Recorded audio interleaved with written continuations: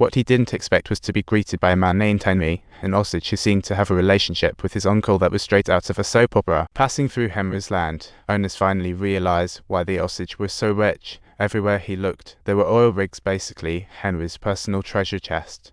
Just imagine how wealthy the whole Osage tribe must be, being friends with someone like Henry. Ernest's Uncle Hale was not just any guy, he was a genuine cattle baron.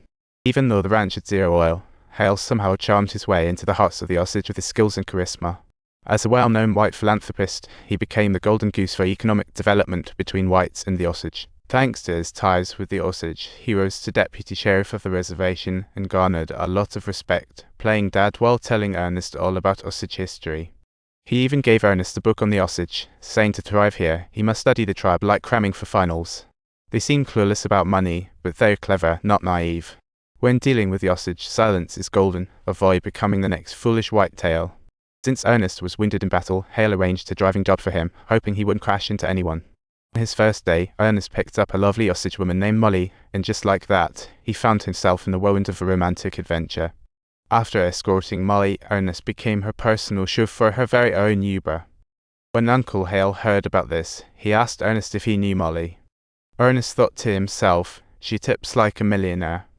Hale then explained that Molly was pure Osage, and under the current laws, she could inherit her family's fortune. Talk about hitting the jackpot for this white boy. If Molly's 4 sisters kicked the bucket, all that loot would go to her. And if some guy marries Molly, he'd get a slice of that pie too. Winning. Hale hinted to Ernest to seize this opportunity, and let's face it, Ernest was a money-loving fella without much backbone. Under Uncle's radar, Ernest quickly decided to pursue Molly. His looks were just okay, but he made her laugh, so he scored some points. But Molly was no pushover. Despite Ernest's best cheesy pickup lines, she kept him at arm's length, playing hard to get like a pro. This ignited Ernest's competitive spirit, so at night, he studied Osage history to find common ground with Molly. Time for fancy tricks. Before long, his persistence paid off when Molly gifted him a cowboy hat and invited him over for dinner, the first time he ever stepped inside her place. However, Molly's mom was not on board with him, thinking every white guy was just after her daughter's cash stash. Over dinner, when Molly and Ernest started chatting about this, he didn't play it safe, doubled down instead. She outright said she was all about money and freedom, no beating around the bush, just straight to the point. When discussing driving, she loves whiskey and naps more, especially with Molly around. Because after all, when confronted with a beauty like Molly, he could hardly restrain himself. Ernest's bluntness had Molly in stitches. Talk about a heart explosion. She had never met such a straightforward man. A sudden downpour escalated their bond like a movie scene. Ernest didn't expect to win Molly's heart so wildly. Perhaps sincerity was his secret weapon. In the following days, Molly frequently brought Ernest to various events, turning them into a cute couple that had everyone buzzing with curiosity. His sisters were also intrigued by the man, having heard that white guys were usually after Molly's riches. Yet they couldn't figure out why she was still giving him a shot. Molly explained that what truly mattered was Uncle Hale's tight-knit relationships with the Osage.